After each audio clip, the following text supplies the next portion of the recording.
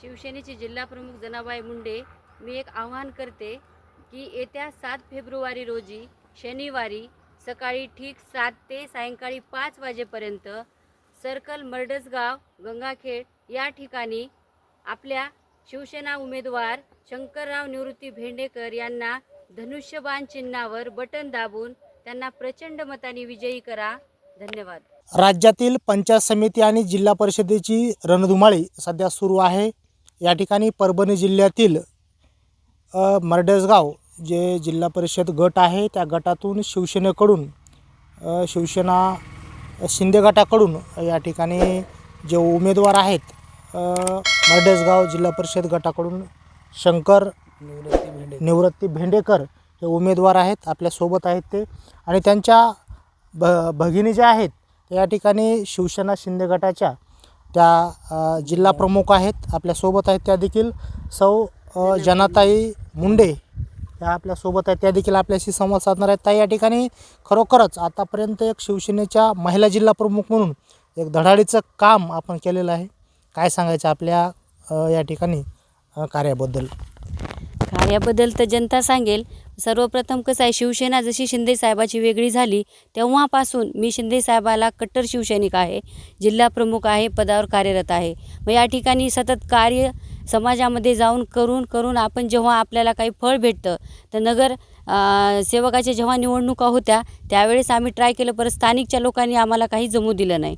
पण यावेळेस जेव्हा शिंदे साहेबांच्या कानावर गेली ती गोष्ट तर शिंदे साहेबांनी मला बोलावून घेऊन, सामान्य कार्यकर्ता आहे मी शिंदे साहेबाची, पण खूप माझं नेतृत्व चांगलं आहे, शिकलेली आहे, सुशिक्षित आहे.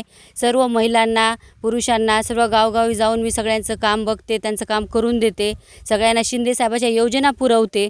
म्हणून शिंदे साहेबांनी माझ्यावर विश्वास टाकून मर्डसगाव सर्कलमध्ये या ठिकाणी मला एक संधी दिलेली आहे आज या ठिकाणी शिवसेनेकडून. या ठिकाणी आपले बंधू जे आहेत ते मर्डसगाव जिल्हा परिषद गटाकडून या ठिकाणी त्यांचा उमेदवारी अर्ज आहे आणि त्यांच्यासाठी आपल्याला या ठिकाणी लोकांकडे जात आहेत, लोकांना मतं मागतायत. तर काय मुद्दे असणार आहेत, कोणत्या मुद्द्यावर आपण लोकांना मुद्दे मागतो? आता मर्डसगाव सर्कल म्हणजे माझं माहेर, माझा जसा छोटा भाऊ आहे. या ठिकाणी माझं धडाडीचं नेतृत्व आहे म्हणून आम्ही या ठिकाणी सुरुवात केली. आणि जेव्हा आम्ही मत मागायला जनतेकडे जातोय तर आम्ही परिस्थिती गावगावची बघितली. जसं तांडा वस्ती आदिवासी लोक ज्या ठिकाणी राहतात ही परिस्थिती आमच्या मर्डसगाव सर्कलमध्ये आम्हाला दिसली.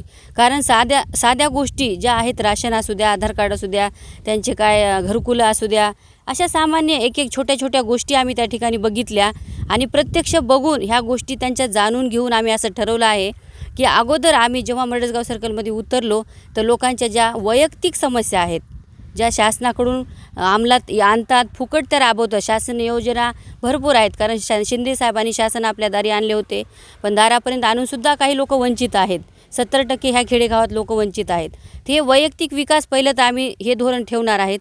त्यानंतर मी महिला असल्यामुळं महिलांचं सर्वप्रथम महिलांची जी मजबूत बाजू असते, घरामध्ये जे काही व्यवसाय असतात, घरगुती व्यवसाय असतात, ह्या महिला आज ह्या ठिकाणी शेतीमध्ये काही उत्पन्न नाही, प्रत्येक महिलाला दारोदार जाऊन रोजगारासाठी शेतामध्ये काम करावं लागतं.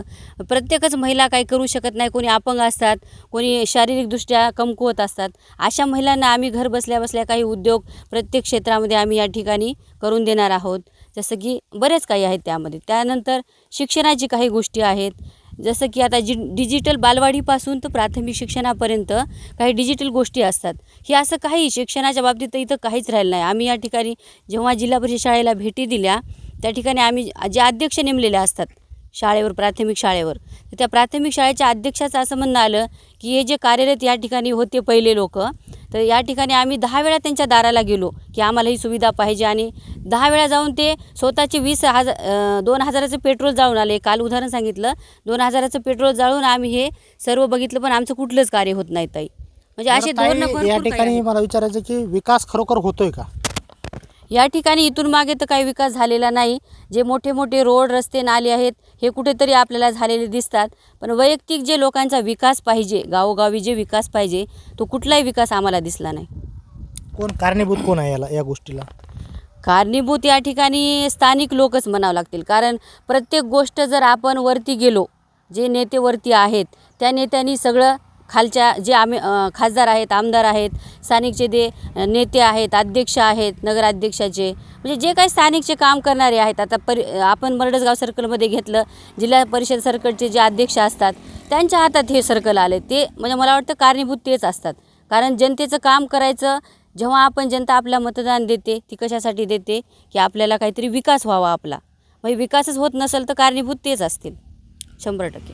आपल्यासोबत या ठिकाणी उमेदवार देखील आहेत, शंकर भेंडेकर. काय सांगायचे तुम्हाला, कसं तुम्ही जनतेसमोर जात आहेत आणि लोकांशी जे संवाद असेल किंवा लोकांना आपण कोणत्या मुद्द्यावर या ठिकाणी मत मागताय?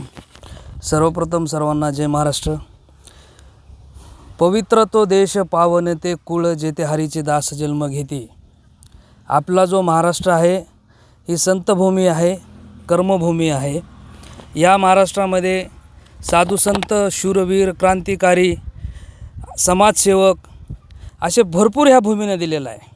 ह्या भूमीचं महत्त्व एवढं मोठं आहे की जेव्हाही कुठंही नवीन गोष्ट घडण्याची संधी येते त्यावेळेस ह्या भूमीमधला कुठल्या तरी व्यक्तीला कुठल्या तरी स्वरूपामध्ये कार्य करण्यासाठी पाठवत असते. तसं बघायला गेलं तर माझं सगळं बॅकग्राऊंड आहे आध्यात्मिक शास्त्राशी. मी स्वतः पखवाजवादक आहे. त्या पखवाजवादकाच्या माध्यमातून मी लहानपणापासून खेडेपाडे जास्त फिरलो आहे. टू व्हीलरवरती कार्यक्रमाला जाणं, जास्त पुस्तकं वाचले नाही पण माणसं वाचले. अरे वा. त्याच्यानंतर बारकाईनं गावातल्या मला परिस्थिती माहीत आहे. कारण ज्या गावात सप्ताह राहायचा, 7-7 दिवस त्यांच्या घरी राहायचं, तिथल्या लोकांशी एकरूप व्हायचं, ह्या सर्व गोष्टी मी बारकाईनं बघितलेल्या आहेत. आता योगायोग म्हणा की माझी जी ताई आहे जनाबाई मुंडे, हिची एवढी धडपड आहे, एवढी मेहनत आहे की जे बी कुठलंही काम हातामध्ये घेते ते पूर्णत्वाला जाण्यासाठी ती अहोरात्र प्रयत्न करीत असते.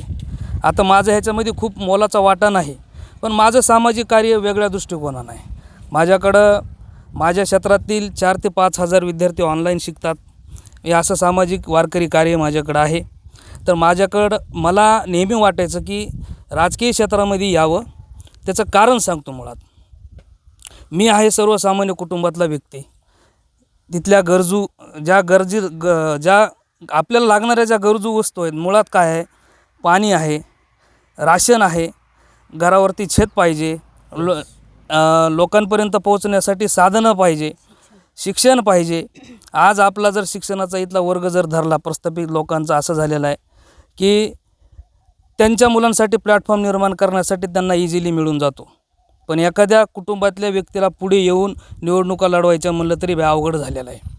तर आज माझी पहिलीच निवडणूक आहे, मी पहिल्यांदाच उभा राहिलो आहे. ह्याच्यातून मला एक अनुभव आला. निवडणुका म्हणजे हे खूपच वेगळ्या लेवलला नेऊन ठेवलं आहे. लोकशाहीनं जो आपल्याला अधिकार दिला आहे मतातून मांडण्याचा, तो अधिकारसुद्धा लोकांना आजच्या काळामध्ये समजत नाही. ह्या निवडणुका लागलं की लोक व्यसनी बाजारी होऊन चाललेत. 15-15 दिवस त्यांच्या ताफेचे तापे फिरायलेत. तापेचे तापे फिरण्यामध्ये त्याला व्यसनं जाळालेत आणि 1 दिवस ते 15 दिवस त्याच्यातले व्यसनातले निघून गेले की तिथून पुढे घरच्या लोकांना पैसे घेऊन त्रास देऊन ते अजून व्यसनी बाजारवालेत. तर मला एवढंच आवाहन करतो, माझ्यासारख्या सर्वसामान्य कुटुंबातल्या व्यक्तीला शिंदेसाहेब आशीर्वाद देऊ शकतात. कारण शिंदेसाहेबाचे विजन एवढे मोठे आहेत. तळागाळातल्या व्यक्तीला ज्यावरून येणाऱ्या स्कीम आहेत, ज्या सुखसुविधा आहेत त्या पोहोचवायच्या आहेत. आतापर्यंत जो विकास झालेला आहे तो विकास कुठल्याही पद्धतीचा झालेला नाही. कारण माझं जनरेशन 90चं आहे. माझा 1993चा जन्म आहे. जेव्हा मोबाईल आले, जेव्हा टेलिफोन आले, जेव्हा इलेक्ट्रॉनिकल गोष्टी वाढत गेल्या, जसा भारताचा विकास होत गेला हे मी बघितलं आहे.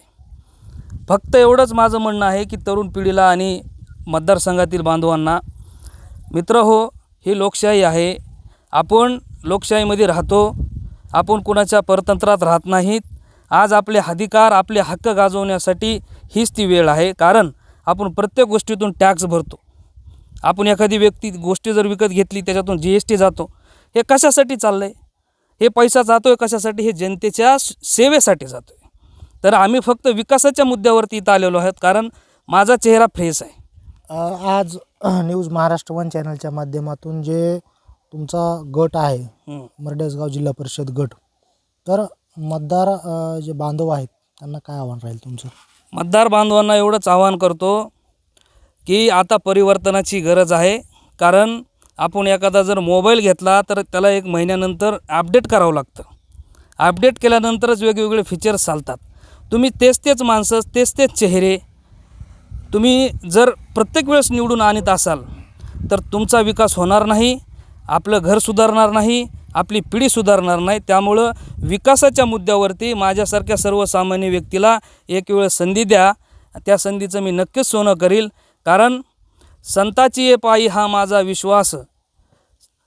जसं संतांनी हा अभंग लिहिलेला आहे की संताच्या पायावरती विश्वास ठेवल्याच्या नंतर संत ती सगळी पूर्ण करतात.